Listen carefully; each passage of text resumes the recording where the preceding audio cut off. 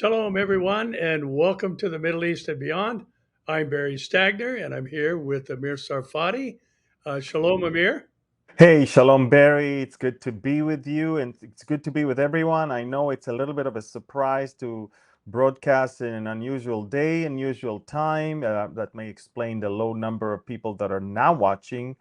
However, we ask you to share this video so others can now see it and understand that we are indeed live. And we ask you to comment and also to like the video, and this is the only way people will even know that we get this. Barry, how are you, my friend? I'm doing well, and it's not only an unusual time, we're in an unusual place for the broadcast, Amir. Maybe you can tell everybody where we're at and what we're doing. Yes, we're in Victoria in British Columbia here in Canada, on the western coast of Canada. Victoria is the capital of British Columbia, and it's a beautiful, beautiful town. We're here because yesterday we had a book signing event at the largest Christian books and music store here in Victoria, a rare breed. I mean, these things vanish from our world, unfortunately. But tonight we have an evening of Bible prophecy. I'm going to give a message, and then Pastor Bear and myself are going to answer questions on mostly current events. So we are extremely excited about that one. Yeah, I mean, it was kind of interesting being at the bookstore yesterday. It reminded me of really a day gone by, sadly, in the United States, specifically in Southern California. It used to be that you could pick and choose what Christian bookstore you were going to go to and find your favorite author or singer or artwork or apparel, all those kind of things. But the Hmm. wonderful store we were at yesterday is now non-existent in Southern California. There's just no Christian bookstores at all, and some of the retailers now have a very small section dedicated to religious books, and that means anything and everything is on the shelf. So, kind Yeah. of a sad commentary on how the U.S. It is. It is sad. I remember coming to America for us in the late 90s and throughout, the beginning of 2001 all the way to 2010, I guess.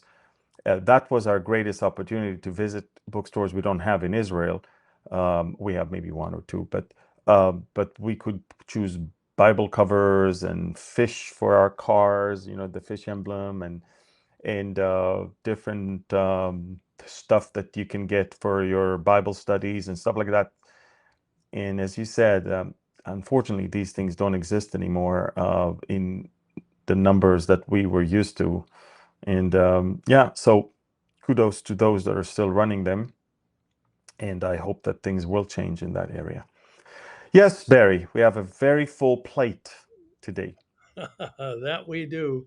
And Amir, we've got some of the usual suspects on the radar for today's program.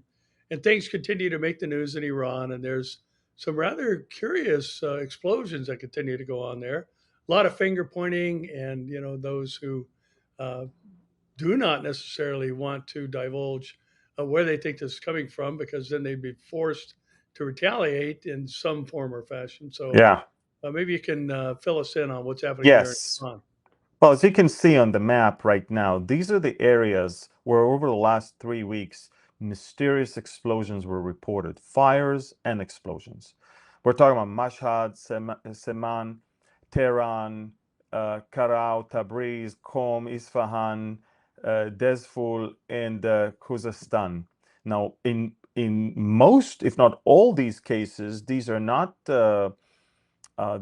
some innocent fires that are in random places. These are in specific locations where either IRGC key people live or where they operate to promote Iran's programs, whether it's missile programs, oil industry, and all of that. So we're talking about every single day new thing. And the New York Times was running this article yesterday. Iranian officials suspect that sabotage in a string of mysterious fires. And it's important that you understand, Pastor Barry, Iran is not only suffering from all of these, but it has a horrific shortage of water, very, very, very intense heat wave. Um, this country, it reminds me a lot of Gaza when Hamas was taking all the money, and instead of investing it in infrastructures for people, Hamas basically invested everything in terror and in efforts to bring about the end of Israel. Well, this is the same thing with Iran. We have to understand the Ayatollahs, they do have money. It's just that the money goes to fund all of their proxies. Then the money goes to make missiles and drones and the nuclear program, and all of that has been obliterated within 12 days, and they have to start from scratch right now. And guess what? Do you think they learned their lesson and now they take all the money and invest it in their own people? No, they are trying to revive the missile program. They're trying to revive the nuclear program. They're trying to revive all of these things. And so the ordinary uh, citizen in Iran is suffering just like the Gazans suffer from the lack of any treatment of decent treatment of its own regime. But let's go back to the actual mysterious fires. Um, I don't know if I can say. I guess I can because it was in newspapers. But in Israel there's in the engineering corps there's a unit called Yahalom. There's a unit called Yahalom. Yahalom, which means diamond. Yahalom is the unit of the engineering corps that works under the ground. It basically identifies tunnels and it goes in, it dismantles whatever there is in the tunnel and then clear the place for the destruction of the tunnel by the IDF. The Yahalom was working in small scale in the past years, ever since we discovered that Hamas is digging tunnels and then Hezbollah. But ever since the beginning of the war, when we understood that the tunnels are not just one or two, we're talking about hundreds of tunnels, hundreds of miles length of tunnels. This is monstrous thing. The Halom unit is now getting bigger and bigger and bigger. We invest a lot in this. So today there was a ceremony where the unit's commander was replaced. And the outgoing commander said the following thing. Are you ready for this, Pastor Barry? He said this: our fighters worked above and below the ground in Iran. Again, our fighters worked above and below the ground in Tehran. And that tells you that currently, and I say that with as much caution as I can, but again, it's out in the open, it's in the media. I'm saying currently, Israeli troops are present in Gaza, the West Bank, Judea and Samaria, of course, Lebanon, Syria, Iran, and shocker, but also Yemen. Yemen. We are actually telling the Yemenites, and if you follow me on Telegram, you know that. We're telling the Yemenite Houthis, expect something like the shock and awe 12 minutes, how we started the war with Iran. Expect that to happen in Yemen. And for that, in order to facilitate that, we need to already have people there on the ground. My point is that all the stuff that is going on in Iran is, for them, is mysterious. And by the way, they know exactly who is behind it, but they are very much afraid to say it. And why? The New York Times is saying also the reason why they are not saying it's Israel is because they know that if they blame us, they will then have to retaliate. And I don't think they are having any capability at this point to retaliate. Iran is not at any point right now where it's planning to launch some attack on Israel. So this is what's going on in Iran. apart from their own problems with no running water, not enough water, drinking water. By the way, they stopped the supply of water to pools and to parks and all of that. That's it. Iran, if Iran is dry, it looks dry, it'll look drier very, very soon, as no more lawns and grassy areas will receive any irrigation. Enough is enough. And the people are now standing in line to get drinking water. I mean, you would expect that from a third world country. You would expect that maybe in Gaza, a war-afflicted area. No, it's in Iran. Iran, one of the largest countries in the Middle East. Big, pretty powerful also, at least was. And people are standing in line to get drinking water.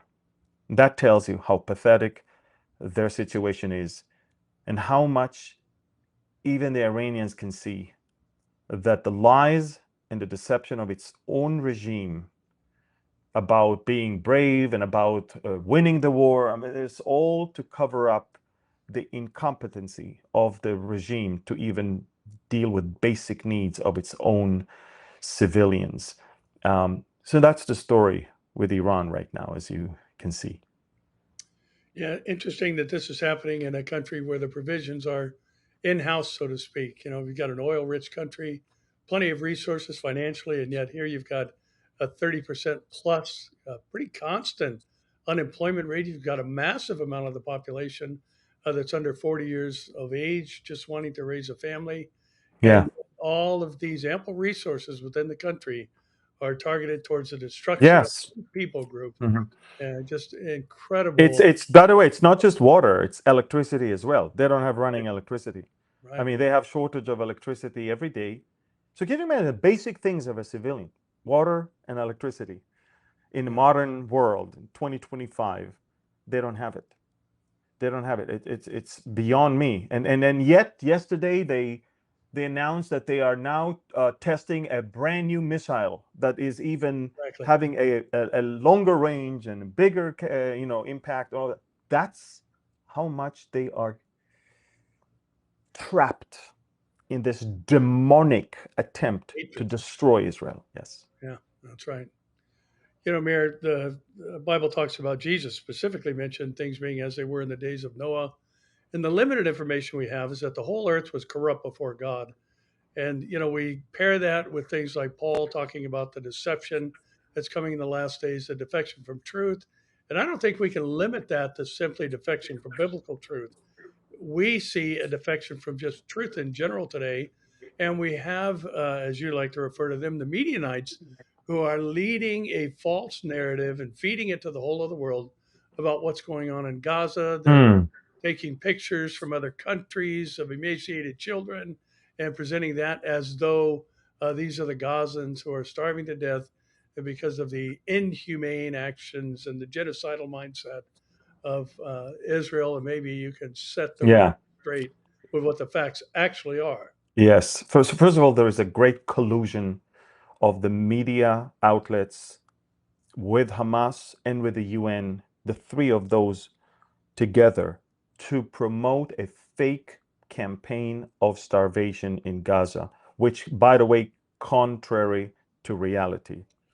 And let me make it very clear, Pastor Barry, this is a tactic of the enemy to make Israel look bad and to somehow get better conditions for them in the negotiations that we are running. And by the way, as of a few minutes ago, um, the special envoy of President Trump to the Middle East, Steve Witkoff, just said that Israel is returning its delegation from Doha in Qatar for some consultations, but that means that it's in a deadlock.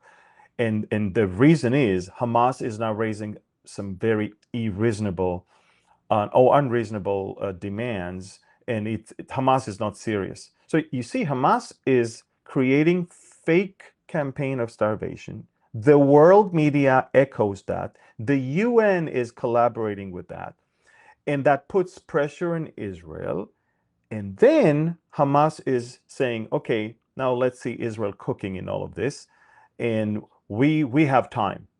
We're gonna drag our feet in the negotiations, and all of that on the expense of the Gazans themselves. Because look, we do have 20 living hostages there, but there are nearly 1.5 million to 2 million Gazans there as well. Remember. And the thing is that we can show you the map so people will understand what's going on. It's very important. This fake narrative drives me crazy. So first, that's the Gaza Strip. Israel, of course, is now controlling 65% of Gaza operationally, but we also have those pockets that you see that these are empty spaces that, in a way, we also control them. So it's almost 75% that is in our hands. And you can clearly see that as far as the humanitarian aid, cargo crossing, and the aid distribution centers, we're going to focus on that right now. Take a look, Pastor Barry.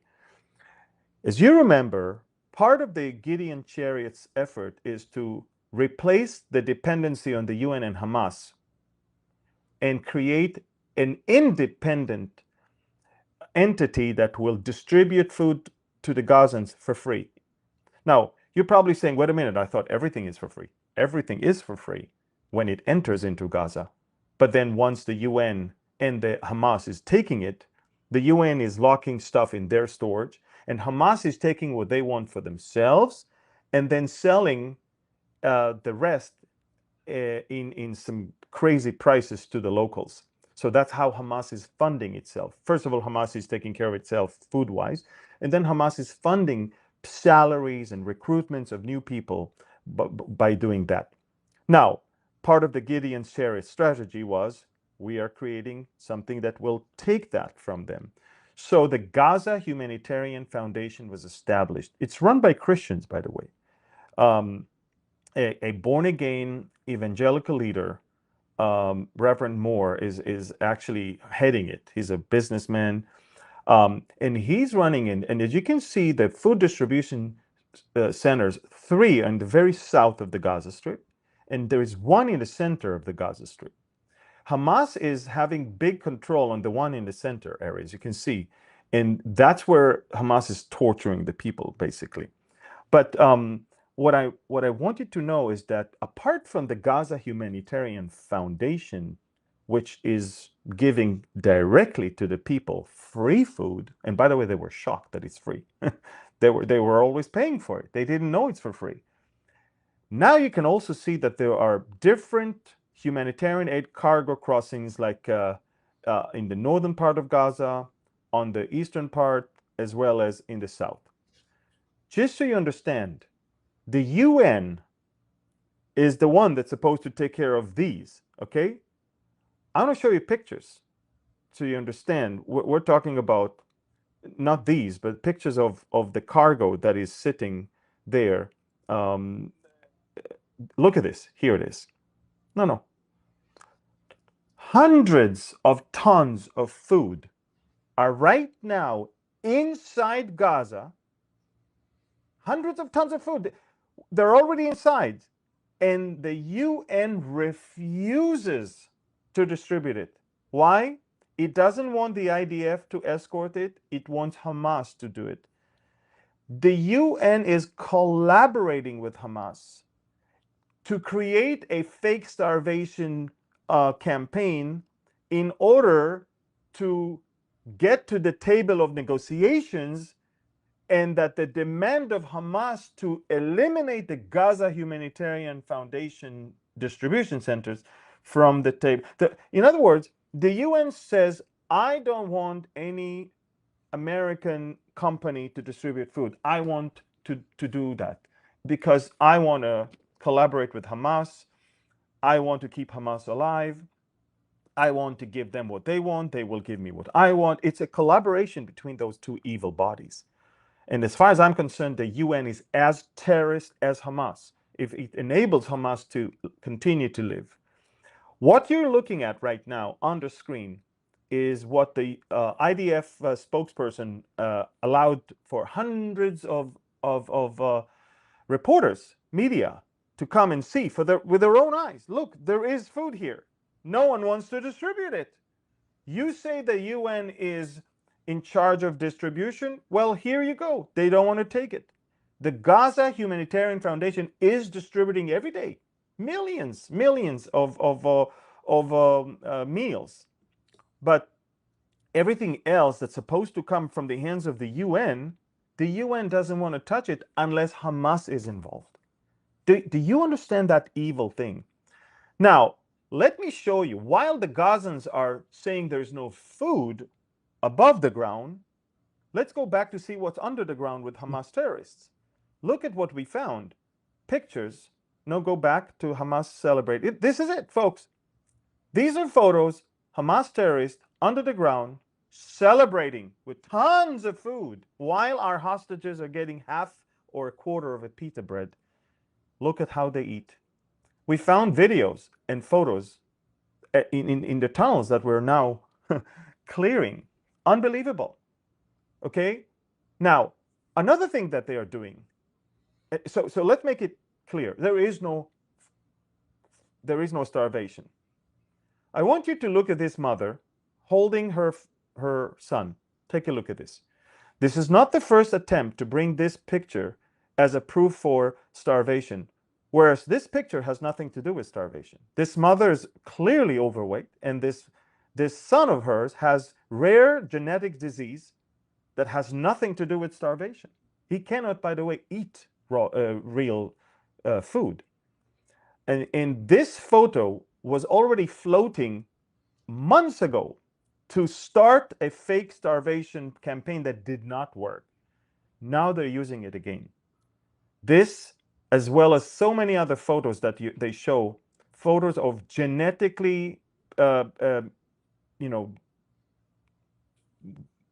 sick children. That has nothing. It has nothing. Look, I'm surprised that the reporters, so to speak, don't do their homework to find out what causes someone to look like that. It doesn't look like starvation to begin with. It has nothing to do with it. But you can clearly see in many of the videos, and even the videos that, remember the podcast I did with Imshin, that she exposes all of their lies, of course. You can clearly see that they're laughing. This whole thing, it's amusing them because they know there is no starvation. They know that there is food.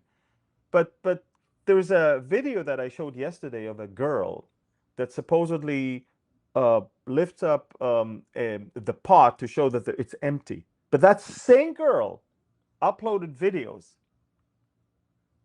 3 days earlier, 10 days earlier, weeks and months earlier, showing the great gourmet food that she's making in Gaza. So within 3 days, there's nothing. Look, it's crazy, and you can agree with me that this is fake and this is diabolic.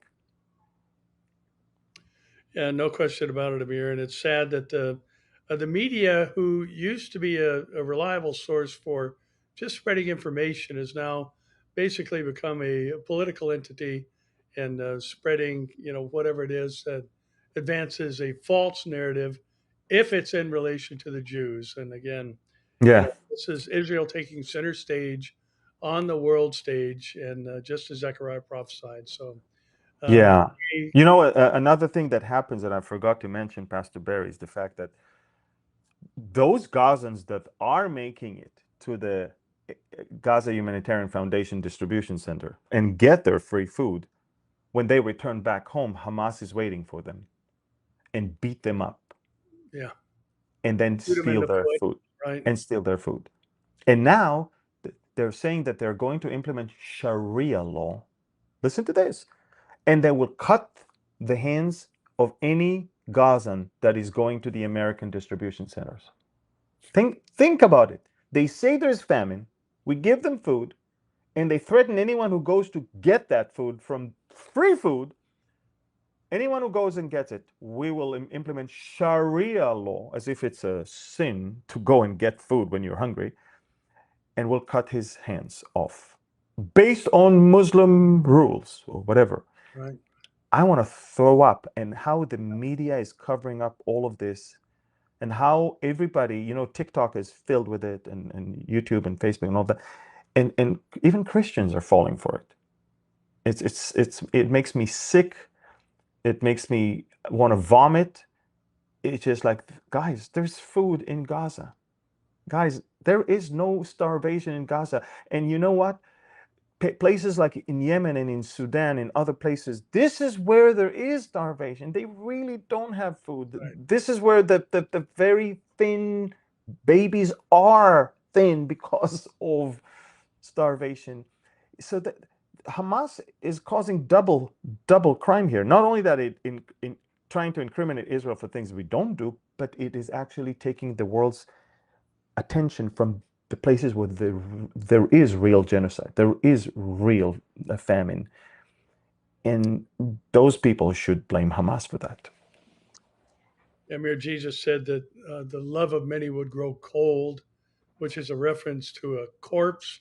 The love of many would die in the last days.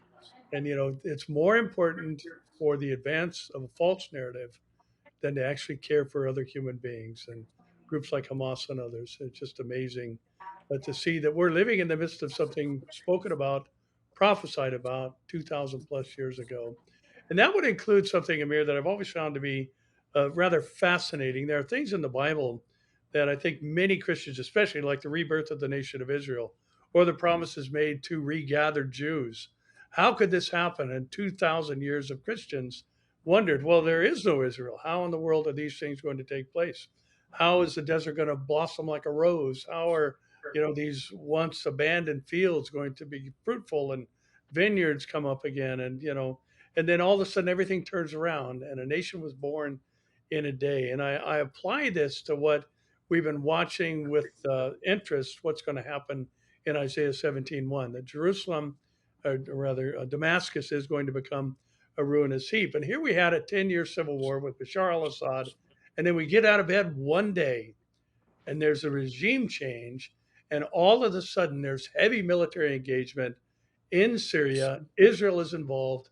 And boy, I tell you, Isaiah 17:1 could become a reality any moment, it seems. Yes, yeah, I agree with you, and and it's important that people understand that although things have calmed down in Asweda, which is the Druze stronghold in southern Syria, let's remind people what happened there and how it affects everything else. Okay, so Asweda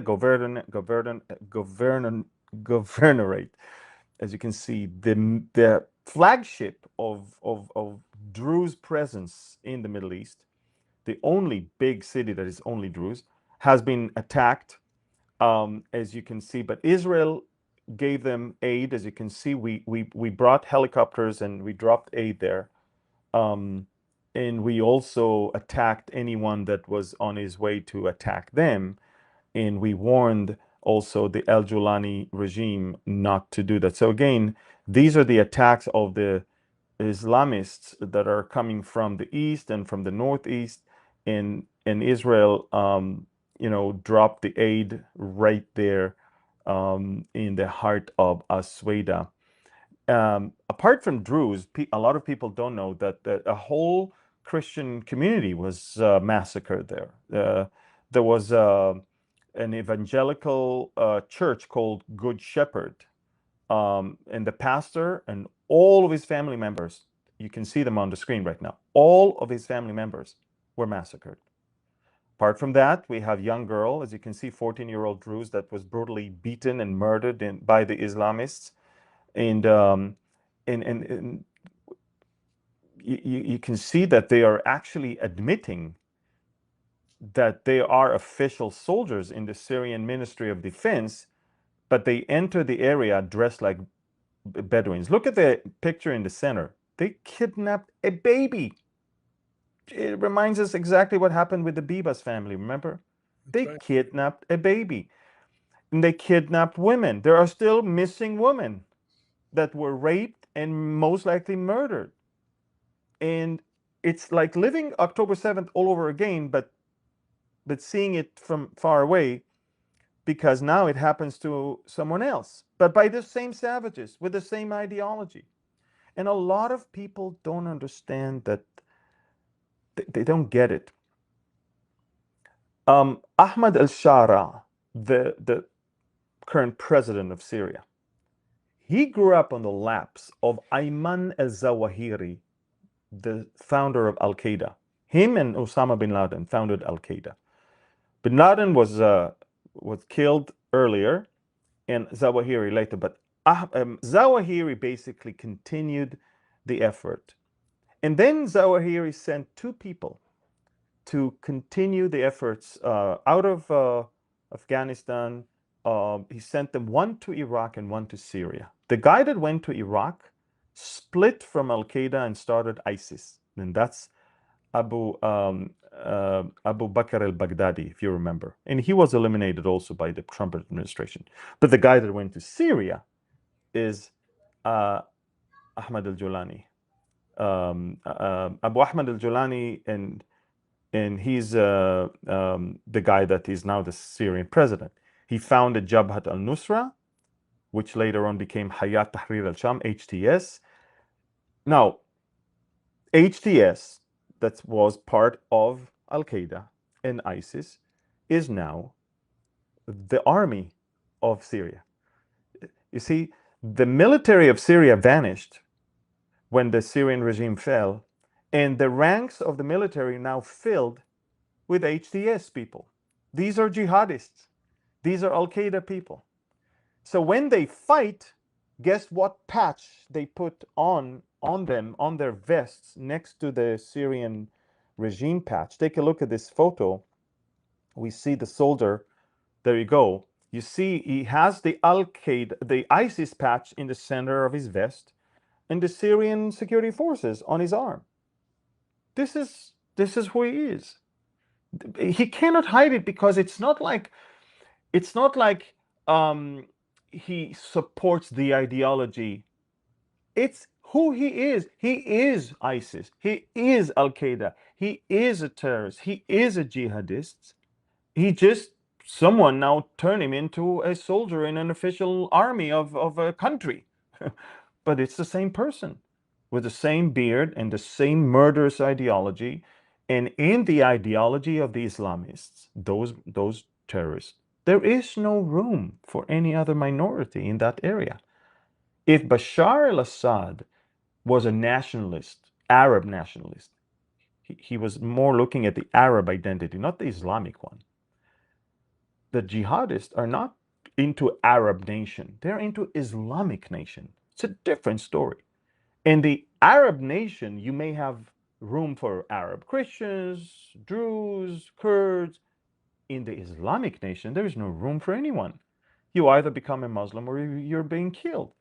And that's what we see. They started with the Alawites in March. They continue with the Druze in July. And guess what? The Kurds, no, they're the next. In between, Christians are being massacred as well. And the funny thing is, it's sad, that the new Pope finds so much time to tweet against Israel on things in Gaza, and found no time at all to say one thing against the massacre of the Christians in Syria. That's how crazy the world that we live in is. Yeah. And by the way, that affects also Lebanon. Make no mistake, because there's Druze in Lebanon also. The Druze in Lebanon are seeing what's going on, and they're saying, we will never, ever give up our weapon, because we see what happens to us. And if that's not enough, Hezbollah says, we will never give up our weapon also. Now, Hezbollah wants to have a war with Israel, but Hezbollah is Shiites, and Hezbollah is afraid that those Syrian jihadists one day will invade also and massacre them, because they have a long account to score, to settle, because, of course, Hezbollah helped Bashar al-Assad against those Islamists. So my point is, when you are allowing those Islamists in Syria to do what they do, you're creating instability in the rest of the Middle East, because everybody else is seeing that the world is still going on. No one says a word about what's happening in Syria. Nothing. The president is not being held accountable. His military is not held accountable. And so everybody understands that when it comes to Sunnis, they can massacre whoever they want, like Hamas did. But when it comes to Shias, Iran is being punished and Hezbollah is being punished. So we're not willing to do that. And so I can see how Hezbollah is saying, we are not giving up. They just announced yesterday, And America is giving them time until October to give up their weapon, or else what? I'm asking, what's going to happen? Another civil war in Lebanon? What's going to happen? So, Pastor Barry, very unstable Middle East, and I don't see how we have peace with Lebanon and Syria, but I don't see how also Lebanon and Syria are going to be quiet. And I think that, as you just alluded earlier, it's the destruction of Damascus that is around the corner rather than normalization with Damascus. Yeah. That's how I see it. But Amir, you have to remember that Jelani's wearing a suit. That Yeah, must mean he's sure. okay, right? Yeah. How quickly the military, the 20 million bail bounty on his head, how quickly they were removed. Yeah, How quickly the HTS is no longer a terrorist organization. How quickly the sanctions were lifted from Syria. How quickly the world moved on when all they do is massacre. By the way, you know when a country is changing, but not by the military actions, because they can always blame it on someone else. Every time something bad happens, they say it's not us, it's terrorists, it's a separatist group, blah blah blah. But how do you know that the problem is with the regime? Go to their textbooks, go to their education system, and see what is it that the regime is teaching the children. And everything in Syria is now changing to Islamic texts, Sharia law texts. that's right. So you know that he has not changed. You know that it's never going to end up well. You know that if this Sharia law and Islamic test eventually will lead to the massacre of anyone that is not Muslim or Sunni Muslim. So, they can fool the world, but they cannot fool the people in the Middle East. We can all see it. The people in Syria see it, the people in Lebanon see it, the people in Israel can see it. And Israel is the only country that stood up against Julani to help the Druze. The only reason why it's quiet now in Asweda, and the only reason why the Druze are still there is because of Israel. And I That's right. think the Druze know that, the Kurds can see that, the Alawites can see that. The Alawites wished Israel intervene on their behalf as well. So all I'm saying is, Pastor Barry, that the only country in the Middle East that is fighting evil is being accused for being an evil one. Yeah. And that's when evil is called good and good is called evil, darkness is called light and light is called darkness, as Isaiah 5 says. And that's why, I mean, we're living biblical reality of how everything is so distorted. Yeah, and Amir, that particular passage, Isaiah 5:20, is associated with the time that the Lord arises to shake the earth. So we are late in the game, no question about it. And Absolutely. to the viewer out there today, I'd encourage you to make sure that you're sharing this and liking and commenting. And even if your only comment is where you're from, that's just amazing to see how many people in different parts of the world are watching this program and others. And it will encourage people in your area to log in and actually get some truth, because we live in the age of falsehood. We live in the age of a misrepresentation of facts, and this that goes everything from whether a man can be a woman or a woman a man, down to the facts regarding the nation of Israel, the genocide in Gaza, and all the other things that are just Yes. simply And mis. then, Barry, we also want to reward people that are active on social media on our behalf, and they're sharing and commenting and liking and subscribing. Right? We have a team that goes through all of that, and every once in a while we take the names of those active ones, and we have sort of a draw, and we are sending them gifts also of books and other things.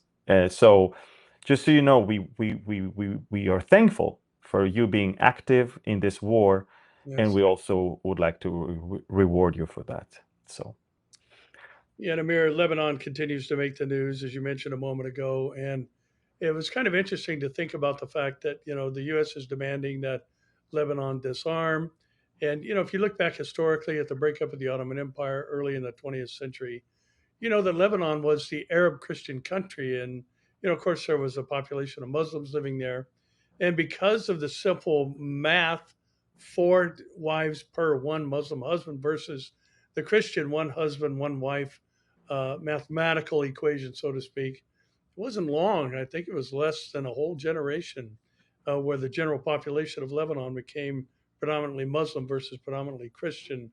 And this was an area of the Middle East that was carved out for Arab Christians. And, we Yeah. have to have our voice heard in these last days. And, Yeah. Lebanon, of course, as you mentioned, or Hezbollah rather, has no intention of disarming, much like Hamas or any other terror group. The Yeah. Houthis, none of them Yeah. have any intention of being cooperative. Yeah. And so, they have to be forced into it, sadly. But this is the age that we live in. And, Lebanon, I think it's just representing, a lot of what's going on with the general population Yes. in But Iran and other yeah. places as well, where the people Well, are being abused. we also need to remember that when the Bible tells us about countries that are coming to attack Israel, the Bible is not talking about terrorist organizations. The Bible is talking about regimes, that it's the regime decision.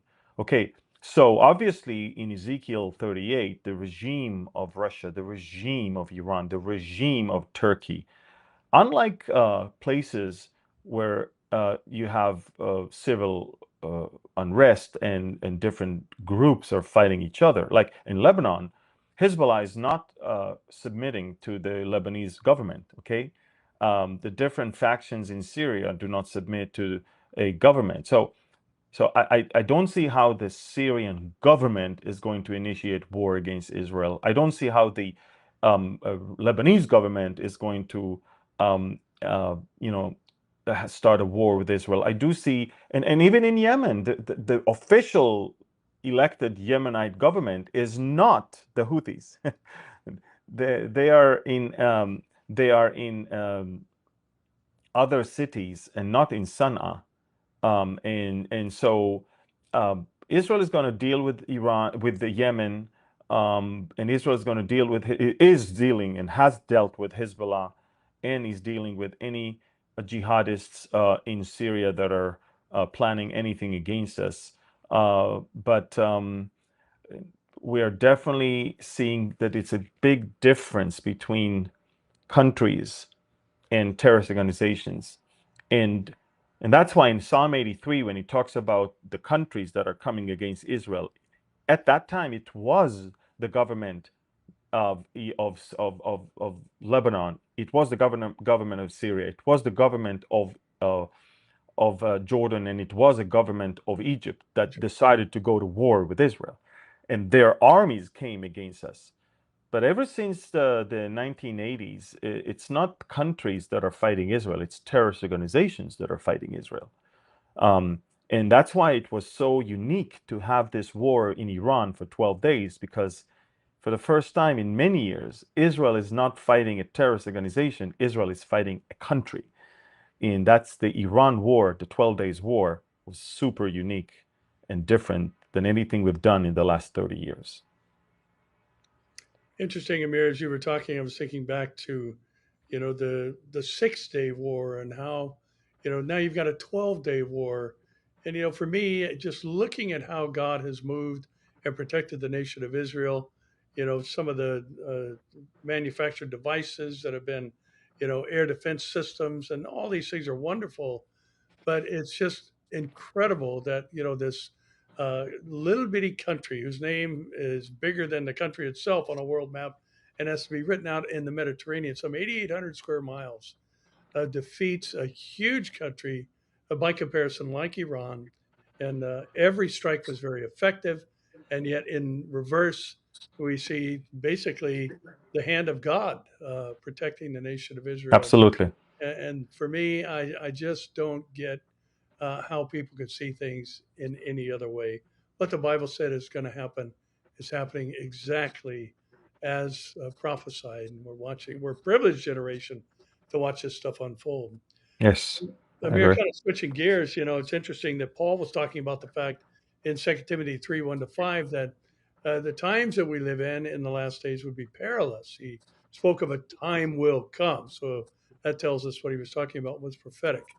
And one of the things that is listed there regarding the last days moral climate is that people, men, would be traitors. And I think there's a pretty curious story, regarding a former president here in the United States. That Donald Trump has had his team basically expose what was going on with the supposed Russian collusion, and he's just come out and said that Obama is guilty of treason, and he was operating a coup for basically a year, trying to undermine an existing administration. And these are pretty hefty charges. And it's curious to think back on all this, Amir, as an American watching what happened with James Comey, watching Hillary with an illegal private server sharing information that would put the country at risk, and destroying devices that were used to read and send these emails. And Comey comes out and says, well, she didn't intend to break the law. Mm. Could you imagine going before a judge on some type of charges and say, well, I really wasn't meaning to do that, and Yeah. being allowed to get off? And that just tells you the depth of the traitor mentality and the corruption that has been long existing. Yeah, Pastor Barry, I see that. I see that in America. I also see that in Israel. I mean, the last 24 hours, we exposed that there's a woman in her late 60s that is suffering from a terminal disease, and she decided that it's a good idea to buy an RPG and kill Prime Minister Netanyahu. And guess what? Uh, she was released by the judge. Oh, because she's sick and she's this and Yeah, she she colluded. She plotted to kill Netanyahu with an RPG. I mean, think about that. And the left is rooting for her because, as you just said with Comey, I mean, it was not really her intention. That's what they say. But she is admitting that that's what she did. But again, if it was a right wing, a conservative that would have said, "I want to kill the head of the opposition," you right. know exactly where he would have been That right would be now. an uproar. Absolutely. So we see that also in our country, and I see you guys, but in your case, it's in the highest levels of government, where a sitting president wasted hundreds of millions of dollars and time, and and and worked very, very hard to shift everything, so Trump will not win elections.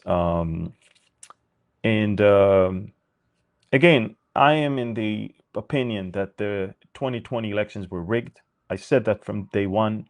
Yeah, I believe that the Democrats did everything they could to do that, and I also believe that they'll do whatever it takes for the midterms to also be rigged so they can get the House back. And from what I see and how President Trump is working right now, he already understands that he's a 2-year president, not a 4-year president. He yeah, understands that. That's why he's trying to do everything he can. All of his agenda he wants to implement in 2 years, because it's obvious that something is coming. And let's face it, also the Republicans, they cannot have something good for too long. Let's face it. And and so, uh, as far as the president is concerned, the second part of his term might be much harder to operate, and therefore he knows I've got now everything I need to do everything I want, and that's why they're trying to push narrative of smearing him and putting him down, so he will not be able to get the trust of the public to do what he needs to do in these 2 years. And we see that it's obvious. Anyone that has some even little wisdom in politics can see that this is a well orchestrated campaign using the Epstein files and other things to make him look so bad, as if this is it. Oh, and you know what? It's funny because the Democrats are quiet because they know that 80 to 90% of the visitors of Epstein are actually Democrats that's right. themselves. But but they are allowing all of this to surface because it serves their interest right now at this point more than anyone else. Yeah, Amir, the media again are trying to play their role in the misinformation campaign. we've been hearing numbers like there's going to be 35 to 50 seats that flip because of the a failure to immediately release the Epstein files, which was a campaign promise on the part of the president. But I watched a news clip this morning that said actually the president's approval rating has jumped 2 points since this whole narrative is now being pushed by, this extremist portion of the Democratic Party. And the Epstein file thing is kind of backfiring because everybody's trying to push the fact that Trump's name was on there. But that was part of the file, the partial file that was released immediately. His name was on there. But what they're not telling you is that means he flew on the plane. It doesn't mean he went to the island. And there's a huge difference in those two things. And it'll be curious to watch how this unfolds, especially over these next 18 months, where we again have the Medianites doing their thing, trying to push that false narrative to destroy a sitting president because he's not the guy You that know, they're yeah. wishing. I'm not a fan of the behavior of President Trump in these earlier years, but from everything I can gather, the last person that needed help in getting women was Trump. Uh, Yeah, he had all the money and all the power, and girls were running to him rather than him needing help from some psychopath like Epstein to get women. You understand that? yeah, I think that Epstein was befriending all the elites and everyone were. I don't want to go there, but I'm just saying it's obvious that those psychopaths, sick people. I mean, sick people. They needed Epstein more than anyone because he would provide them what they couldn't get. yeah. They couldn't get. Trump? Are you kidding me?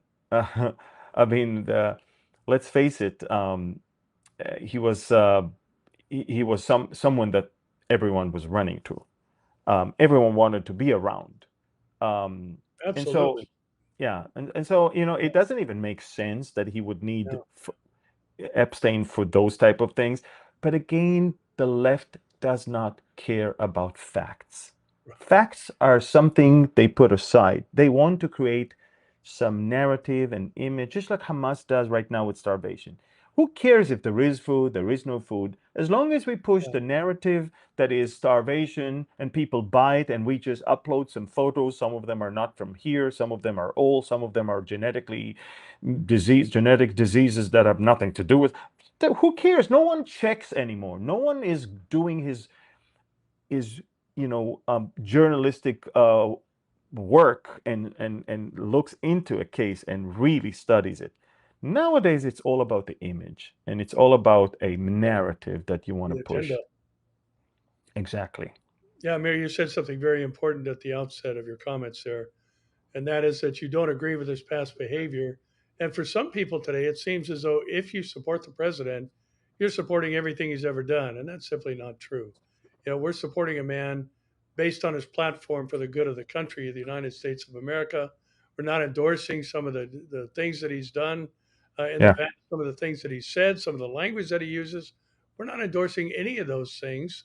But what we are doing is endorsing a man who wants to put America first and also, stand against the evil that's out there in the Yeah. world. And while the other presidents were cutting a check for themselves and being corrupt in so many ways and becoming multi millionaires, not even having to work a day in their life or having a job a day in their life. I think President Trump is the only president that actually gets his salary and immediately write that check to veterans or some Right, other. I mean, right, he does not take money. If anything, he actually lost over $1 billion ever since he became president right. because of all the smear campaign against him. And my point is that uh, they will always accuse you for the things they are guilty of. Always. Yeah, And by the way, as born again believers, we are the last people to judge someone for his old life. yeah, you right. know, Amen to we that. know exactly what it means to come from an old life to be now finally fulfilling your calling, and in our case, the spiritual regeneration that is now giving us new life and new direction in life. But God forbid every person around us will keep judging us for who we were before. Um, And that's the enemy, the accuser. Remember, the accuser of the brethren. And so in this Day and night. case, yeah. And so in this case, I mean, I would say that's, by the way, I believe the reason why you see lack of people who wants to run for leadership positions. There's shortage of them. Why? Because everybody has something Something in in the his closet. Yeah. in the closet. But when they see that that's all they're going to show about you, and no one is going to talk about your life calling, your mission, who you are now, and what you're about to do for the country. Everybody's going to dwell on who you were in your stupid Yeah. years. Um, No one wants to join the battle. No Negative one wants to. campaigning. Yep, yep. And that's why you're left with very, very poor selection on both sides. Yeah, Amir, one last thing before we close things out. There's a lot of talk about AI. We know there's going to be some type of humanly created image during the tribulation period where the whole earth is going to bow down before this image made in the likeness of the beast who, had this deadly wound that was supposedly healed, kind of a mock resurrection and all that. And there's going to be this image that the whole world goes after and worships the dragon and worships the beast. And obviously AI is a primary candidate for creating this particular image. And there's a story that came out just this past week about an AI agent that went rogue. A company had Hmm. hired another company and their AI software to help them streamline their business. And actually, what happened is AI went rogue, started doing its own thing, even arguing with the founder of the company when the company started, trying to figure out exactly what was going on. And AI wound up deleting a 2 year long database, a customer base, and Wow. just lost all the information regarding their company's history and sales records and all those kind of things. So it reminded me of Elon Musk talking about the greatest threat to mankind is artificial intelligence, and here we have a prime case or evidence that there's going Ah, to be problems with this particular. super crazy, super Yeah, crazy. wild, but Oh, amazing. We live in crazy times, we are. and we both Jesus is feel that coming. he is coming. Yes, Yeah. and I just want to remind the viewers, both of us. I mean, we have a new book. I have a new book that is coming in October, and that's the sequel of for Revealing Revelation and Discovering Daniel. It's called Exploring Ezekiel. It's coming out this October. And the reason why I ask our followers to pre-order it now, and you can go to exploringezekiel.com or go to Amazon for that, is because again, we want people to understand that we live in biblical times and Yes. connect the dots. And we live in the days of Ezekiel. There's no doubt about that. And when you purchase it online now, the brick and mortar secular stores understand there's great interest in this book, then we want to order it and have it on our shelves also. And this is how a non-believer who will never set his foot in a Christian store will be able to walk next to a set of books and hold it and say, oh, look, this from the New York Times best-selling author of the Israel Decree. Well, I wonder what this is all about. He might as well get one. And the same thing we do with uh, our. Do you want to say a few words about a new thing that is coming in December? Yeah, Amir, back in 2018, you had come up with the idea about writing devotions based on snippets from different portions of your sermons that you preach, and we call them Bible bites. And Mm. last year, we started compressing them down into smaller, bite sized devotions and creating a book called Until He Comes, Yeah. 365 devotions as we await his return. And basically, this is unique in the realm of Bible devotionals, in that the focus is prophetic on most of the devotions and related to the nation of Israel. So it's a unique product, if I can use that term. And it's going to be released on December 2nd. So again, all the things Amir said about pre-order applies to this book as well. Mm. It's already been number one in new releases in prophetic related books on Amazon for those who have already jumped on board. But we would really appreciate helping push this out so other people can see it. And this is packaged in a way where it's just real compact. the Harvest House publisher asked that each devotion be compressed down to 330 words, so it's a quick read. And I think that would probably be one of the best tools to get in the hands of somebody who doesn't know the Lord and yet needs to Yes. know the lateness of the hour. So, Mm. Amen. Yeah. Perfect. So, Pastor Barry, look, we covered so much ground. Again, we encourage people to follow us, subscribe to our YouTube channels, comment and share this video. And I think it's time to finish with the Aaronic blessing. amen. All right. יברכך אדוני וישמרך, יאר אדוני פניו אליך ויחונך, יישא אדוני פניו אליך וישם לך שלום. The Lord bless you and keep you. The Lord make his face shine upon you and be gracious to you. The Lord lift up his countenance toward you and give you his shalom.